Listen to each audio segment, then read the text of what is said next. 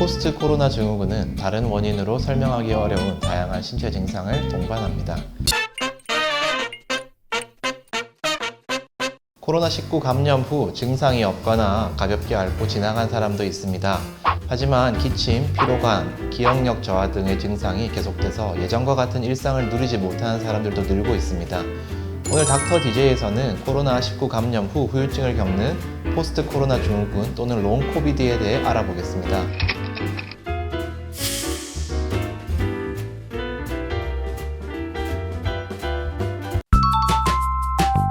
콧물이 나기 시작하더니 올 것이 왔구나 싶어 병원에 가서 검사해보니 양성이더군요. 아무튼 커다란 고통 없이 지나가고 회사를 나왔는데 어지럼증이 심합니다. 가래도 계속 나오고 식은땀도 계속되고 있어요.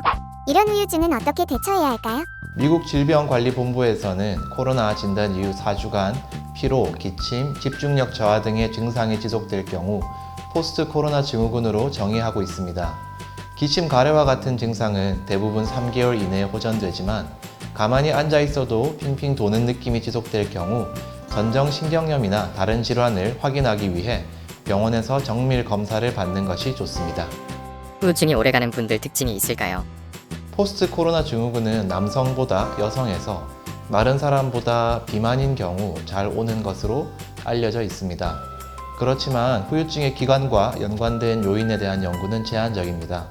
다만 오랜 기간 입원 치료를 받았거나 인공호흡 치료를 받은 경우 코로나 후유증이 오래 갈 수 있으리라 생각합니다. 병원에서는 어떤 치료를 할 수 있나요? 포스트 코로나 증후군의 원인이 아직 명확하지 않기 때문에 먼저 증상의 다른 원인을 찾기 위한 검사를 시행합니다. 이후 기질적인 원인이 없다면 증상에 맞춰서 치료를 진행하게 되는데요. 예를 들어 기침이 지속되는 경우 진해 거담제와 심한 경우 기침 억제제를 사용할 수 있고 피로가 지속되는 경우에는 고용량 비타민 치료와 같은 요법들을 고려해 볼 수 있겠습니다. 코로나 격리 후에 후유증으로 미각과 후각이 돌아오지 않습니다. 인터넷에서 이런 증상을 겪었다고 하는 분들의 글이 많던데 어떻게 하면 될까요? 후각과 미각 능력의 저하는 코로나를 진단받은 사람의 5에서 30% 정도로 다양하게 보고되고 10명 중 1명 정도는 6개월 이상 지속되기도 합니다.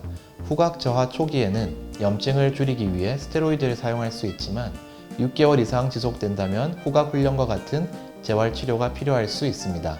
미각의 경우 체계적인 재활치료가 정립되어 있지는 않지만 입맛을 돌게 하는 음식 섭취 등이 도움이 될 수 있겠습니다. 집에서 할 수 있는 후각 치료가 있을까요?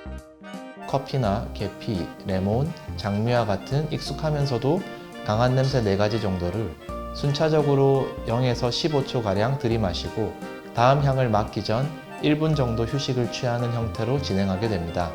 이런 훈련을 하루에 2번씩 6개월 이상 꾸준히 지속하는 것이 중요하겠습니다. 후유증 극복에 좋은 방법을 추천해주세요. 규칙적인 유산소 운동은 포스트 코로나 증후군의 하나인 피로와 우울 증상을 호전시킬 수 있습니다.